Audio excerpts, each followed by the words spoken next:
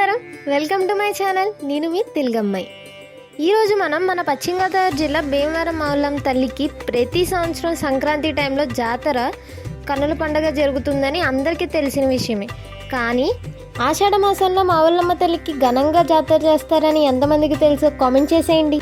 ఆషాఢ మాసంలో చుట్టుపక్కల గ్రామస్తులు అమ్మవారిని ఆడబడుచుగా వాళ్ళ గ్రామానికి తీసుకువెళ్ళి అంగరంగ వైభవంగా జాతర మహోత్సవాలు చేస్తారండి. ఆషాఢ మాసంలో విశిష్టత ఏంటి అంటే అమ్మవారిని పుట్టింటికి తీసుకొచ్చి అమ్మవారికి నచ్చినట్టు అలంకరించి అమ్మవారికి ఇష్టమైనవి ఏర్పాటు చేసి జాతర అంగరంగ వైభవంగా చేస్తారండి. అసలు మావుళ్ళమ్మ అని ఎందుకు పిలుస్తారో తెలుసా?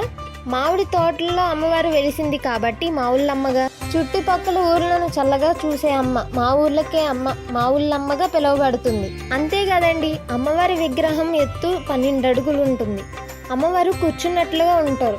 అమ్మవారు విశాలమైన కళ్ళతో చూస్తూ అమ్మవారు 4 చేతుల్లో ఖడ్గం, త్రిశూలం, దమరకం, కలశం ఉంటాయండి. అంతేకాదండి, అమ్మవారికి సంవత్సరం ప్రారంభంలో సంక్రాంతికి, ఉగాదికి, జ్యేష్ఠ మాసంలో, అలానే ఆషాఢ మాసంలో, దసరాలో అమ్మవారికి జాతరలు చేస్తారండి. చూసారుగా అమ్మవారిని పుట్టినింటికి ఎలా తీసుకొస్తారో. ఈ వీడియో మీకు నచ్చినట్లయితే మీ ఇంట్లో మంచిగా భావించి లైక్ చేయండి, షేర్ చేయండి, కామెంట్ చేయండి అండ్ సబ్స్క్రైబ్ కూడా చేసుకోండి.